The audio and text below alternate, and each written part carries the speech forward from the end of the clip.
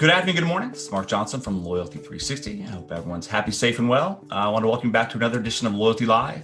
In this series, we talk to the leaders in the customer channel and brand loyalty arena about the technology trends and best practices that impact a brand's ability to drive unique experiences, enhance engagement, and most importantly, drive customer loyalty. In the months of June and July, we've embarked on a mini series of Loyalty Live sessions looking at the evolving customer experience space and how brands can meet and exceed changing consumer expectations to achieve more loyal and engaged brand loyalists, both now and in the months and years to come. Today, we have the pleasure of speaking with Julie Bustos, who's the Senior Vice President of Marketing Innovation for the Lacek Group. How are you, Julie? I am great. It is very nice to be here. Well, thank you for taking the time to talk to us today. First off, when we start these sessions, we'd like to learn a little bit more about your background, your role at the company, and maybe even a fun fact with regard to something you have a passion for, boating or extreme skiing, whatever it may be. We always like to get a little personal touch to that. Sure. Happy to introduce myself. I'll start with the boring stuff. I have been involved with the Lacek Group, which is a loyalty marketing agency, for 25 years. And over that time, I've led data and technology, worked closely with the strategy team to deploy both of those things for the betterment of our clients' relationships with their customers. So definitely have a long history in loyalty and customer engagement. The Lacek Group is part of Ogilvy within WPP, and recently, with some of the changes that are happening with Ogilvy, I've also taken on a global data leader role with the Ogilvy Experience business and a North American data leader role for Ogilvy overall. So really excited about some of the things that are happening to leverage data and insights to build and reinforce excellent relationships between the brands that we're working with and their customers. In my personal life, I am a huge sports fan. I don't know how fun of a fact that is at face value, but I will share a little anecdote where for years I played on my husband's adult men's hockey league, and eventually he had to kick me off of the team because I was fighting too much. So that's a little unexpected twist because I generally like to be pretty passive and friendly, but when I'm on the ice, you better look out because I'm coming for you. That's good. It's good to know. I share some of that passion as well. I've had to tamper it with regard to my kids' sporting activities, but that's good to have passion around sports for sure. So, as a thought leader in this industry, how do you think customer experience has, evolved over the last few months, the last few years? How do you see it in the evolution of customer experience? Good question. Big question. I guess I'd look at it from two different perspectives. First, from the customer perspective, and especially given the pandemic and all of the change over the past 12 to 18 months, I think what consumers are looking for has changed fundamentally. The ways that we work, the ways that we learn, the ways that we do interviews like now have all changed. The way we connect with one another is completely different. And I think our focus on local and causes and security and safety, all of those things have become forefront in our minds as consumers. And I think that's really impacted a lot of what customer experience needs to incorporate and what it means to consumers from their perspective. And I think obviously everything's become a lot more digital, a lot faster. So in terms of accelerating the change that we've seen coming for years, those changes have happened quite rapidly and I think are here to stay. And all of those things impact customer experience. From a marketer's perspective, I'm really excited about a lot of those things because I think for a long time, we've seen the opportunity to be able to connect with customers across every touch point, from the very first time they become aware of a brand, all the way through them becoming a loyal advocate and a frequent customer of the brands that we're working with. And we've taken the opportunity at Lacek and at Ogilvy over the past 12 months or so to really develop and accelerate our own notion of customer experience and loyalty. And we've launched this conceptual framework, which we call Total Loyalty, which is all around how can we get to know customers better, and not just from a transactional perspective, but from an emotional bond perspective. How can we pull creativity through the relationship to introduce and inject more of that brand emotional connection into the relationship? And then how can we really personalize everywhere, again, from that first brand touch all the way through, the very peak of the customer life cycle. So I'm really excited to bring all of those things to life. And I think customer experiences, they're going to be more holistic and delivered more consistently across every single touch point. Okay. When you look at kind of the evolution of customer loyalty, there can be challenges with regard to brands understanding kind of how important it is. Frameworks like total loyalty are obviously very important to create simplicity for the brands. How do you and how does your organization help the brands that you work with understand kind of the importance of customer experience, the importance of exceptional customer experiences? How do you do that to help the clients that you work with? Yeah, well, we're really lucky in the sense that clients seek us out to do exactly that. And I think part of the reason why they seek us out is we've made it our habit to really think about how can we engage people in a really effective way. And to do that, at the beginning of almost every piece of work that we do a lot of work to understand what the customers need, what the brand needs, and what's operationally feasible. And we wrap that all up into a strategic offering for which we can project the impact to the business, the impact to the customer, and build in measurement criteria all along the way. So again, kind of a data-oriented response to that question, but really being able to impact a business and have others talk about how we're impacting their businesses draws business to us in itself. And one of the ways that when we get freshly engaged with a customer or with a client, that we demonstrate that is by looking for areas within their business that we can make a quick and meaningful impact in. So I'll give you an example with one of our travel clients. They had a situation where somebody would book, and then it might be, weeks to months before they consumed their travel. And we took a look at that gap and said, how can we build a sophisticated, personalized yet automated solution to engage those people, those purchasers, in between that time of the booking and the time of their travel consumption. And what the net result of that was is we were able to understand the needs through segmentation, through understanding the different audience segments that they were targeting, and deliver content that was custom to them based on who they were, how long it was before they were going to travel, and which type of travel they were going to be taking.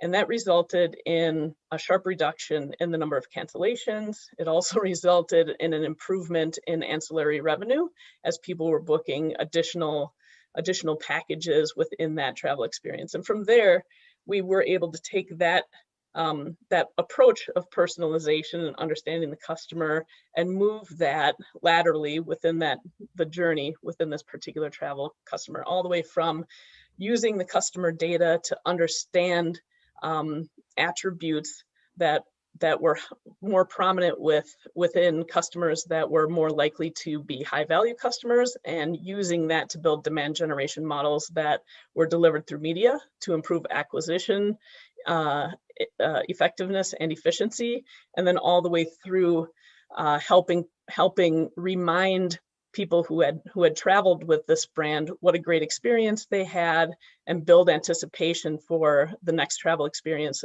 that they could have with this particular brand. So it's really about getting in there, solving a problem quickly and with precision, and then using the momentum to broaden the impact that we can make across more stages and more steps within that holistic customer experience. So with the digital acceleration kind of accelerating through the pandemic, more and more brands focusing on kind of the opportunity and push to digital. Now with things kind of reopening, potentially as an operation, a kind of consideration as well. What do you think brands will have to address in the near term, and how should they be kind of looking and kind of managing that acceleration? Yeah, well, I think brands for sure need to recognize, and I know have recognized that their world has become digital forever. Even with things opening up again, I think some consumer behavior will stick to the digital experience.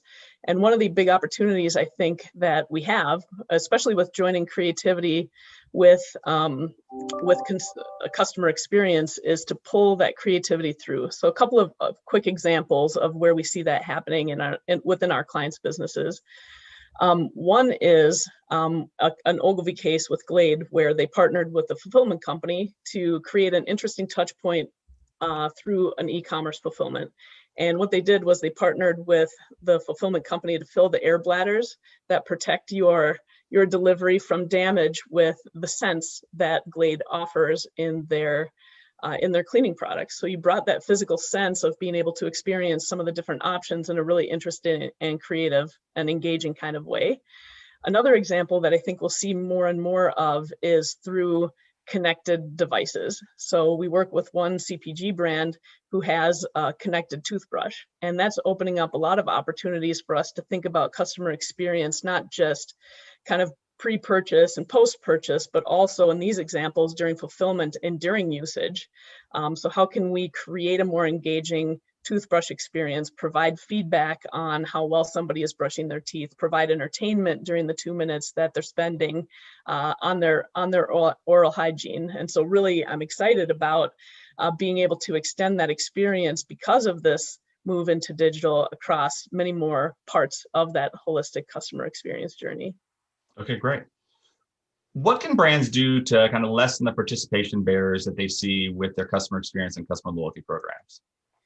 Ooh, that's a good question. And we've done a fair amount of research on this, and I have published some thought leadership because everyone, of course, is interested in how can I keep my business humming through disruptions like COVID.